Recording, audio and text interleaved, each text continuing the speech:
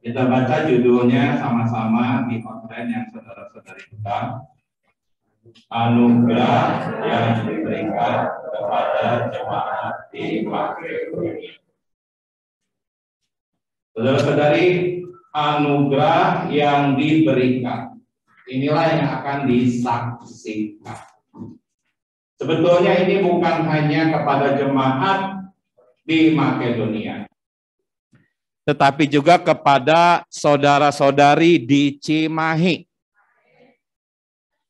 Ya, yang menikmati anugerah ini. Ya, saudara-saudara bersekutu tentang perkara anugerah ini dan merasa kita perlu menyampaikan tentang anugerah ini.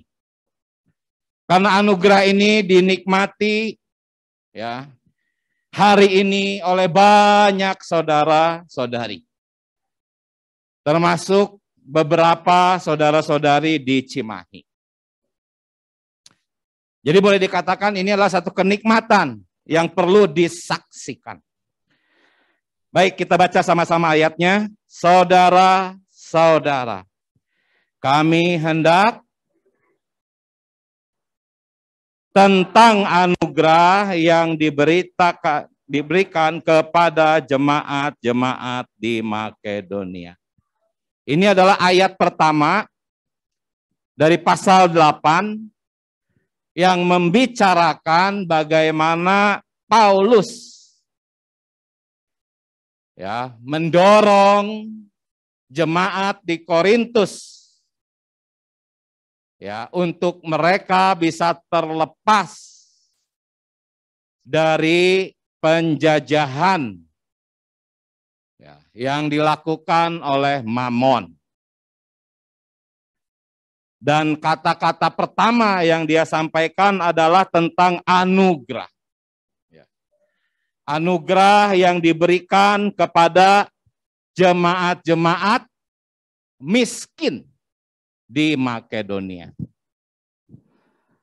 Jadi kesaksian ini adalah kesaksian dari jemaat-jemaat miskin di Makedonia yang menerima anugerah. Ya, saya akan membacakan, saudara-saudari ikuti poin demi poinnya. Ya, A, dalam pembicaraannya tentang pemberian bagi kaum saleh yang membutuhkan. Ya, konteksnya di sini berbicara tentang materi, ya, pemberian harta. Paulus menyinggung tentang anugerah Allah yang diberikan kepada gereja-gereja di Makedonia. Ya, tadi ayat yang poin 1 sudah kita baca. Sekarang poin yang kedua. Dua ayat di bawah ini, yaitu poin A dan B, itu bersifat sinonim. Saya ingin menekankan makna dari anugerah. Di sini kita sedang berbicara tentang anugerah yang diterima oleh jemaat-jemaat miskin di Makedonia. Ya. Apakah anugerah itu? Poin A. Aku telah bekerja lebih keras, ini perkataan Rasul Paulus. Ya, aku telah bekerja lebih keras daripada mereka semua, tetapi bukannya aku, melainkan anugerah Allah. Ya. Ingat, saya sedang menekankan definisi anugerah. B. Bukan lagi aku, melainkan Kristus. Jadi yang dicetak tebal ini bukannya aku, melainkan anugerah. Sama sebetulnya ya dengan bukan lagi aku, melainkan Kristus. Ini dua ayat yang sinonim. Catatan kakinya poin C, anugerah yang mendorong rasul dan yang bekerja di dalamnya bukan suatu perkara atau benda, melainkan satu pribadi yang hidup, yaitu Kristus yang bangkit, perwujudan Allah Bapa, yang menjadi roh pemberi hayat yang al-muhid, yang berhuni di dalam rasul dan menjadi segala sesuatu bagi rasul. Inilah anugerah yang diterima oleh jemaat-jemaat di Makedonia. Poinnya berita ini adalah ini. Gereja sungguh berharap kita semua, saudara-saudari di Cimahi, menerima anugerah ini. Amin. Kita langsung ke Romawi yang kedua. Ya. Jemaat di Makedonia menerima apa? Anugerah. Untuk apa? Mengalahkan penjajahan harta benda bagi penggenapan ekonomi Allah. Saudara-saudari, semoga Tuhan pada pagi hari ini mencelikkan mata kita betapa harta benda itu sebetulnya telah menjajah kita. Tanpa belas kasihan Tuhan, tanpa Tuhan menyingkapkan perkara ini kepada kita, kita merasa baik-baik saja. Padahal penjajahan harta benda yang menawan kita dari penggenapan ekonomi Allah begitu sangat kuat. Saudara-saudari. Ya, seperti yang saudara-saudari bisa rasakan, hari ini kita sedang membicarakan tentang apa? Tentang harta. Ya. Tentang bagaimana sikap kita terhadap harta benda. Dan inilah yang dibicarakan oleh Rasul Paulus di dalam 2 Korintus 8 ketika dia membicarakan tentang anugerah hayat. Dia menghubungkannya dengan perkara memberikan atau mempersembahkan harta benda. Perkara hayat, anugerah hayat dihubungkan dengan perkara persembahan harta. Kenapa? Saudara-saudari, tidak ada alat ujian yang lebih hebat daripada harta benda untuk mengukur hayat. Saudara-saudari, ketika dicaci maki bisa tetap ramah, itu bisa pura-pura. Ketika kita menderita, wajah kita riang gembira, itu bisa pura-pura. Sabar bisa pura-pura. Kasih bisa pura-pura. Tapi mempersembahkan harta nggak bisa pura-pura. Kalau ada yang bisa pura-pura mempersembahkan harta, ya artinya nggak pura-pura. Karena nggak bisa dibalikin lagi kalau udah dipersembahkan. Inilah mengapa saya katakan bahwa perkara mempersembahkan harta adalah alat uji yang paling hebat, paling tepat untuk mengukur anugerah hayat. Saudara-saudari, mungkin sekarang ada banyak macam pikiran. Makanya saya sisipkan di sini. Untuk memadamkan panah-panah si jahat di dalam pikiran kita. Coba.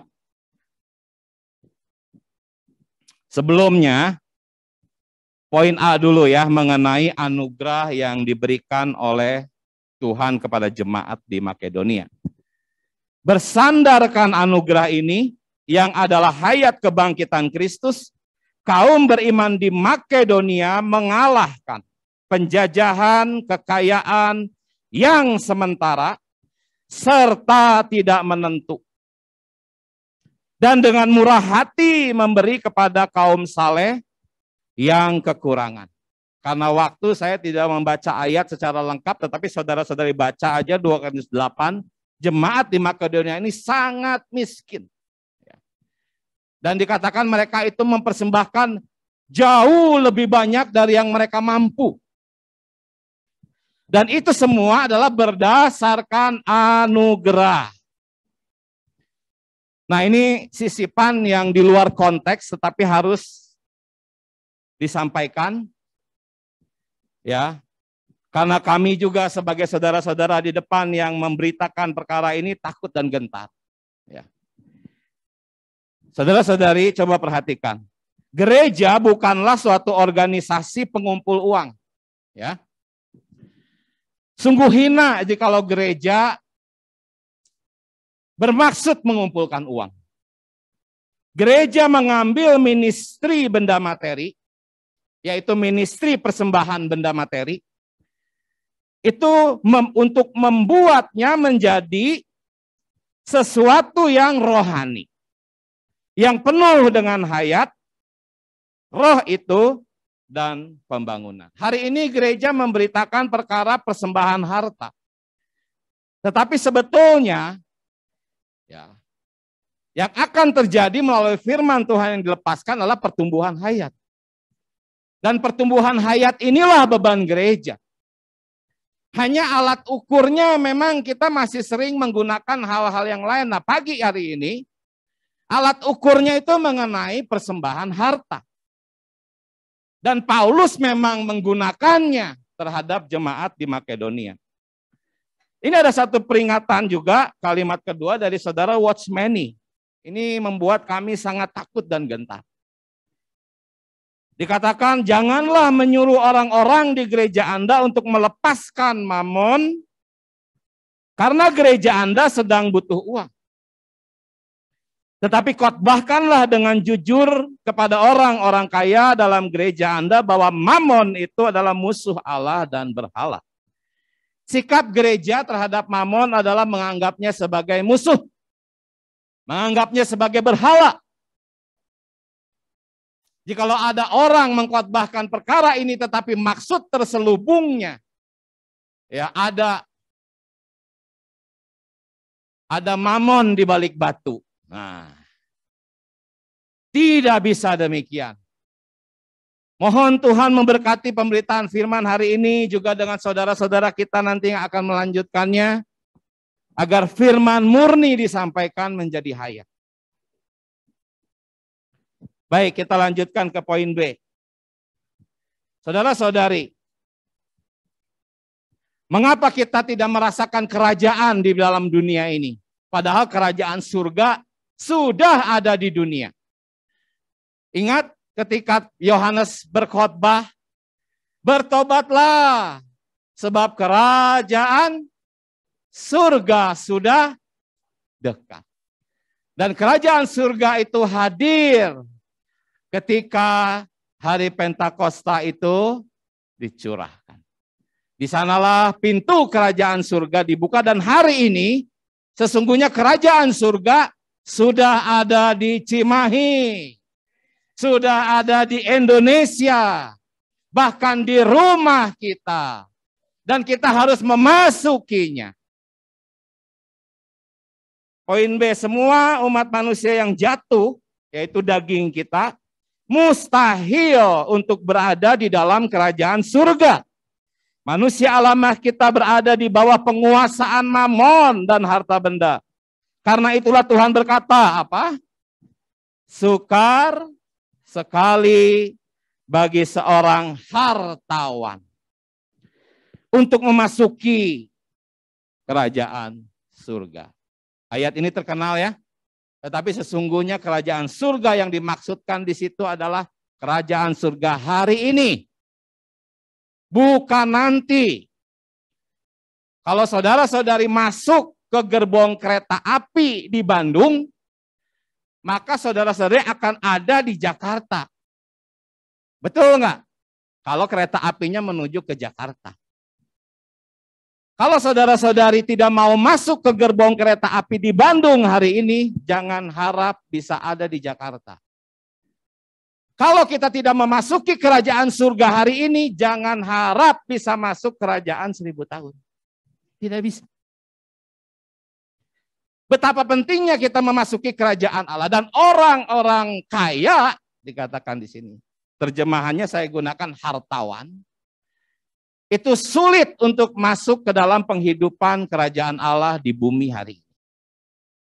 Mereka ada di luar. Nanti dulu, ini hartawan itu siapa? Ya, kita lihat. Ada dua jenis hartawan. Yang pertama adalah hartawan yang memiliki banyak harta. Kedua, hartawan yang mendambakan punya banyak harta. Di dalam hatinya penuh dengan harta. Idamannya, kedambaannya, inilah hartawan juga. Poin 3, jika kita bukan jenis hartawan yang pertama, mungkin kita adalah jenis hartawan yang kedua. Karena hartawan yang sesungguhnya adalah orang yang hatinya dipenuhi kecintaan akan harta. Saya harus meluruskan, saudara-saudari, ya, ada banyak saudara-saudari kita yang mengasihi Tuhan, yang Tuhan titipin banyak harta. Itu tidak termasuk ke dalam hartawan yang ke-1 atau yang kedua. Ya. Contohnya saudara Watchmeni, dia punya pabrik obat, modalnya besar. Berapa banyak uang yang keluar dari tangan saudara kita. Membangun balai sidang, membeli tanah, memberi kepada orang-orang miskin. Saudara Witness Lee seperti itu, dia punya Living Stream Ministry, percetakan buku yang tersebar ke seluruh dunia. Berapa banyak uangnya? Ya. Tetapi mereka bukan hartawan yang nomor 1 ini. Ya. Yang dimaksud hartawan nomor 1 maupun nomor 2 punya satu kesamaan. Di dalam hatinya penuh dengan harta. Tidak peduli ada hartanya atau enggak, yang penting di dalam hatinya dipenuhi dengan harta. Inilah hartawan. Orang seperti ini susah untuk masuk gerbong kerajaan surga di Cimahi ini. Di Indonesia ini. Sehingga jangan harap dia dibawa oleh kereta surgawi itu masuk ke kerajaan 1000 tahun. Jadi saudara-saudari, perlu dari hari ini juga memasuki kerajaan surga. C. Ya, kerajaan surga yang sukar dimasuki oleh para hartawan yang Yesus katakan dalam Matius 19 ayat 23 adalah kerajaan surga di bumi di zaman kita hari ini. Poin ini nggak usah terlalu banyak dibahas. Ya, 2 ayat ini menerangkan demikian, hanya memang perlu juga lebih diuraikan, nanti saudara-saudari bisa bantu saudara-saudara lain. Kita langsung ke poin D. Ini ada satu perkataan mustika, saudara-saudari ya. Ada seorang saudara berkata, keselamatan itu bukan untuk menaruh Anda ke dalam surga. Surga di sini tuh langit. Keselamatan itu bukan untuk menaruh kita ke langit. Surga di langit, bukan. Keselamatan adalah untuk menaruh Allah ke dalam Anda. Jika Allah memenuhi Anda, maka dimanapun Anda berada, di sanalah surga. Di sanalah kerajaan surga. Inilah yang dimaksud kerajaan surga hari ini. Allah telah berhuni di dalam kita hidup di dalam Dia, dan kita ada di dalam kerajaan surga. Poin 1, inilah maksud perkataan Tuhan apa? Sama-sama berbahagialah orang yang miskin. Karena merekalah yang memiliki. Miskin di sini tuh miskin di dalam roh ya. Saya beri keterangan kosong. Tidak seperti hartawan yang tadi. Hatinya penuh sesak dengan harta. Orang yang miskin ini kosong sehingga Kristus bisa memenuhi hatinya. A. Frase memiliki kerajaan surga dalam ayat ini berarti apa? Memasukinya di zaman sekarang ini. Di bumi hari ini. B. Orang miskin adalah orang yang dikosongkan supaya Kristus dapat mengisi mereka. Sedangkan orang kaya adalah orang yang bagian dalamnya penuh sesak oleh hal-hal lain. selain Kristus. Sehingga Kristus sulit masuk ke dalamnya. C. Orang kaya sukar sekali masuk atau menikmati kerajaan surga hari ini. Karena kerajaan surga adalah Kristus itu sendiri yang tidak dapat masuk ke dalam dirinya. Karena tidak ada ruang kosong yang tersedia di dalam orang itu.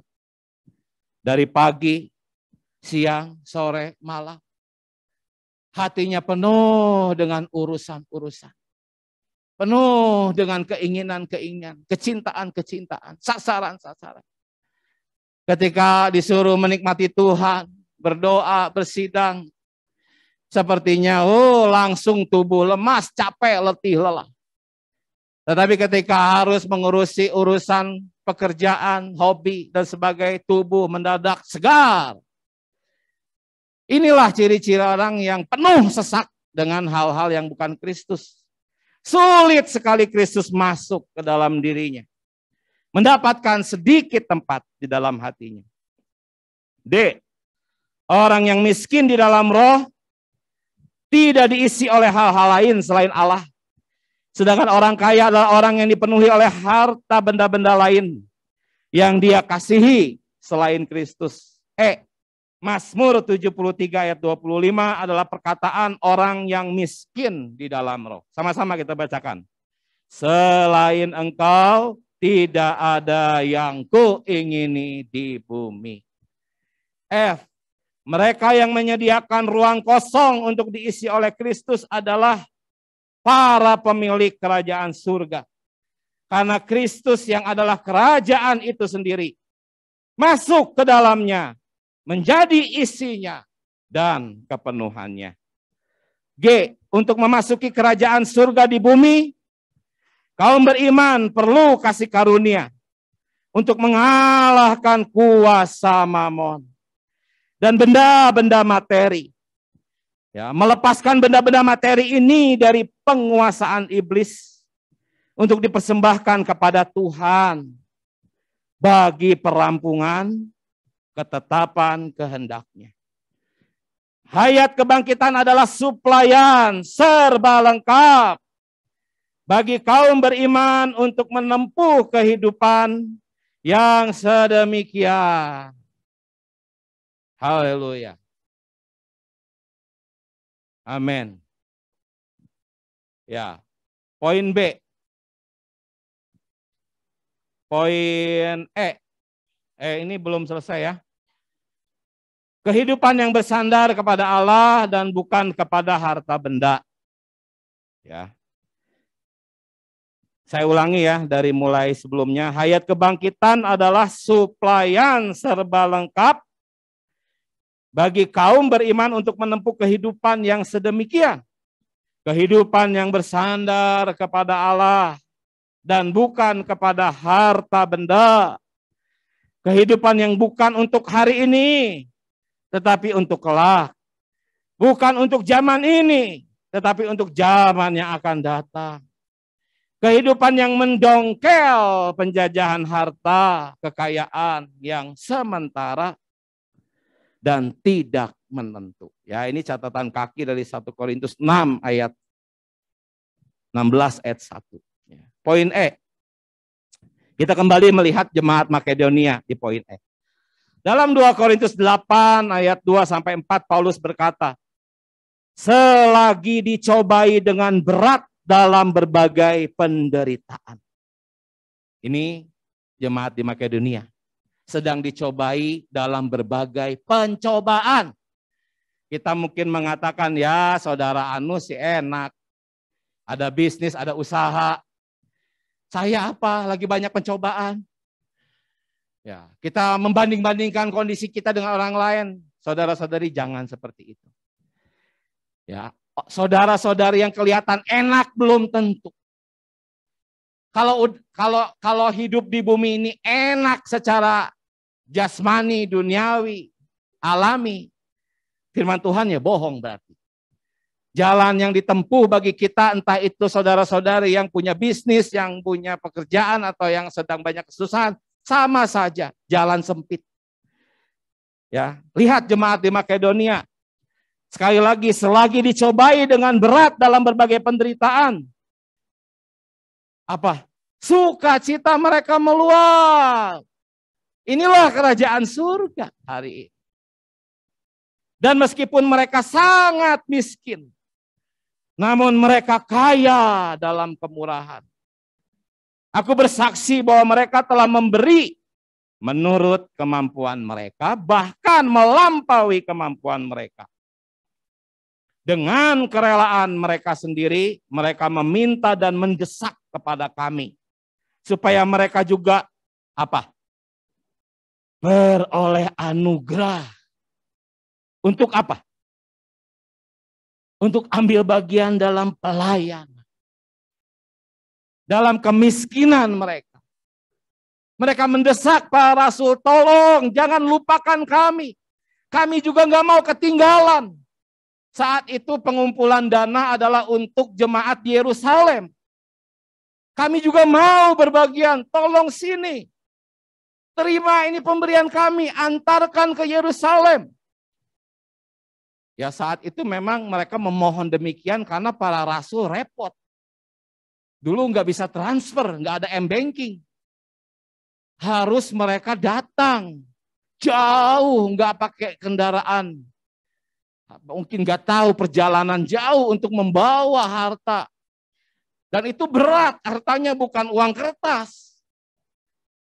Ini sangat merepotkan para rasul. Sehingga jemaat di Makedonia harus memohon kepada para rasul. Tolong, aku juga mau berbagian. Kami juga mau berbagian dalam pelayanan ini. Ini yang normal. Yang normal itu adalah kita kaum saleh ngemis kepada Tuhan. Supaya kita boleh diberi kesempatan berbagian memberikan harta benda bagi kehendak Allah. Ini terbalik, kadang-kadang justru harus didorong-dorong, harus diminta-minta, dipaksa-paksa. Tetapi gereja tidak boleh demikian. Di sini saudara-saudari harus berdoa. Berdoa, Tuhan beri kami kesempatan ambil bagian dalam pelayanan. Ini adalah pelayanan dan ini adalah kemuliaan. Jangan takut saudara-saudari. Lihat jemaat di Makedonia. Saya di sini hanya membacakan ayat ini. Bagaimana jemaat di Makedonia sedemikian antusiasnya. Dalam kemiskinan mereka. Dalam pergumulan hidup mereka. Poin 1. Dalam 2 Korintus 8 ayat 2 Paulus merangkaikan ya sukacita yang meluap dengan mereka sangat miskin. Di satu sisi mereka sangat miskin. Di sisi lain sukacita mereka meluap. Kelihatannya ini menjadi satu kombinasi yang tidak lazim, saudara-saudari. Bagaimana mungkin orang-orang Makedonia yang berada di bawah garis kemiskinan memiliki sukacita yang meluap? Itu dikarenakan mereka menerima anugerah hayat. Kita loncat ya saudara-saudari ke poin 5 di baliknya. Ya. Anugerah hayat yang juga menjadikan mereka kaya dalam kemurahan. Walaupun dalam kemiskinan, kemurahan adalah murah hati dalam memberi. Meskipun orang-orang Makedonia itu sangat miskin, tetapi mereka itu murah hati. Mereka kaya dalam kemurahan. Poin 6 sampai C saya bacakan dengan cepat. Kata Yunani yang diterjemahkan kemurahan juga dipakai untuk ketulusan dan kemurnian. A. Untuk menjadi murah hati, kita perlu tulus dan sederhana. Seseorang yang rumit tidak mungkin murah hati. B. Orang-orang yang tulus dan sederhana akan kaya dalam kemurahan. Bila mereka mendengar tentang kebutuhan di antara orang-orang kudus, mereka segera memutuskan untuk memberikan sesuatu. Namun, orang-orang yang rumit mungkin mempertimbangkan perkara itu. Kemudian memutuskan untuk memberikan sesuatu yang jauh lebih sedikit daripada yang mereka inginkan sebelumnya. C. Jika kita menerima anugerah hayat, kita akan menjadi tulus dan sederhana, murah hati dan lapang ketika kita memberi persembahan kita. 4. Meskipun orang-orang Makedonia itu miskin dan berada di dalam penderitaan, tetapi mereka memberi melebihi kemampuan mereka dengan murah hati, yaitu dengan rela. Mereka melakukan hal ini karena mereka menerima anugerah hayat yang adalah Kristus yang bangkit sebagai roh pemberi hayat yang berhuni di dalam mereka. A. Kristus ini adalah kasih karunia Allah yang bekerja di dalam kaum beriman dan mendorong mereka untuk mengalahkan cengkraman harta benda, terutama untuk mengalahkan mamon. B. Orang-orang Makedonia itu sangat miskin, tetapi kasih karunia yang bergerak di dalam mereka membuat mereka dapat mengalahkan mamon dan harta benda dan memakainya bagi apa? Bagi penggenapan tujuan Allah. Saya ingin berdoa, doa ini menjadi kesimpulan berita yang disampaikan. Setelah ini nanti saudara kita. Mari kita berdoa. Tuhan Yesus, Engkau memiliki rencana, Engkau memiliki tujuan, Engkau memiliki sasaran, dan Engkau membutuhkan kami. Engkau menginginkan kami bekerja sama. Engkau bekerja dalam prinsip inkarnasi. Tuhan Yesus, tolong kami Tuhan. Beri kami kasih karunia. Beri kami anugerah. Agar kami dapat berbagian. Tuhan Yesus, kami ingin berbagian di dalam penggenapan ekonomi Allah. Tuhan Yesus, selama ini mungkin kami pura-pura. Tetapi satu ujian yang real Tuhan. Harta benda kami seringkali menjajah kami. Tuhan selamatkan kami. Tolong kami Tuhan. Terlepas dari penjajahan si musuh yang satu ini. Tuhan Yesus berkatilah firman Tuhan menjadi hayat dan suplai hayat bagi kami. Amin.